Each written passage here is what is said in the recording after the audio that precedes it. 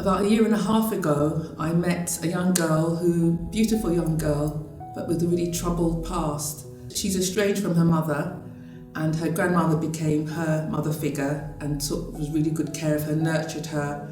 Now, this young lady was pregnant at the time. Her grandmother was trying to hang on for the birth of the daughter, but her grandmother passed away in the early stages of her pregnancy. So she asked me to represent her mother, a mother figure, in the birthing room in hospital. Now, I was so privileged, I felt so pleased that she asked me to do that, but there are quite a few barriers to that happening. First of all, I've only attended the birth of my grandson, and I found that so traumatic, I thought I'm never going to do it again. Secondly, she lives miles away.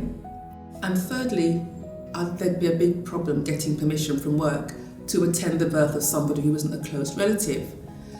So I thought, well, I've got months for this all to get resolved, but I'll put it in God's hands. I said I put it in God's hands, but didn't start to pray until she was about 8 months gone. Anyway, I prayed with my prayer partner for everything to work out so that I could be present at the birth and not aggravate my workplace with asking for time off. So the 9-month period came and went, no baby. And I prayed again, God, please let this work out well for me because I really want to be there. I want to honour my agreement to be there in the birthing room with her.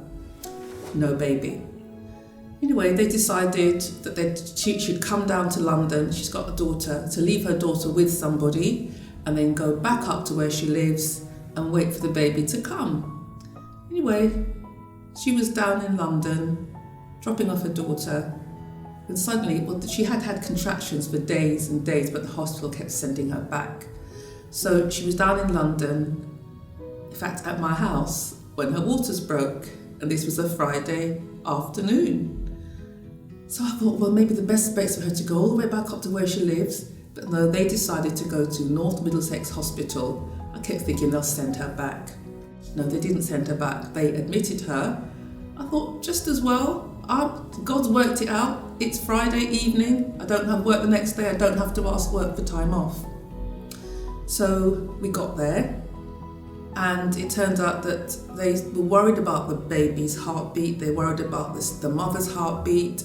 They were panicking and saying, well, look, we've got to give you an emergency cesarean. At that point, Sarah began to cry. And to see a pregnant woman who's in labour crying because she's worried about the emergency cesarean, she's worried about the health of the baby, I thought, God, what do I do? So I did what God told me to do, and that was pray.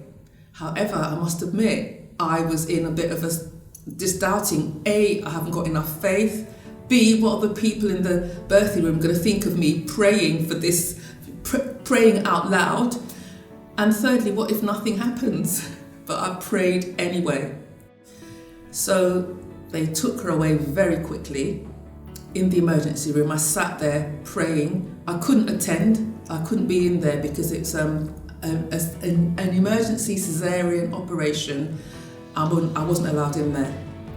So I sat there. They said it's going to be about 40 minutes, about 30 minutes to 40 minutes. I thought, let me just get my book out and read. And about 20 minutes later, a nurse came in with a smile on her face and she said, have they told you what's happened to Sarah? I said, no. They said she gave birth naturally.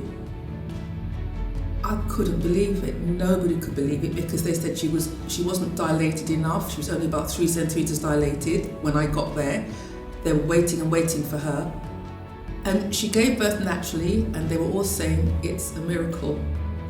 My heart stopped because I found out afterwards that apparently, rather than thinking, who's this mad woman praying in a hospital birthing room, apparently all the staff in there were really amazed at my prayers and they just thought, wow, where did this come from? So this incident has really increased my faith. I know now that I don't have to be holy. God listens. It doesn't matter if I don't have to be embarrassed. God listens. And more importantly, what I found out the impact was of these prayers to my Father impacted the staff in the birthing room. So I just thank God for it. I sometimes I can't believe it. I just cannot believe it. This is what happened. From 3 centimetres dilated to being told you've got to have an emergency cesarean to then giving birth naturally. So I praise God for that.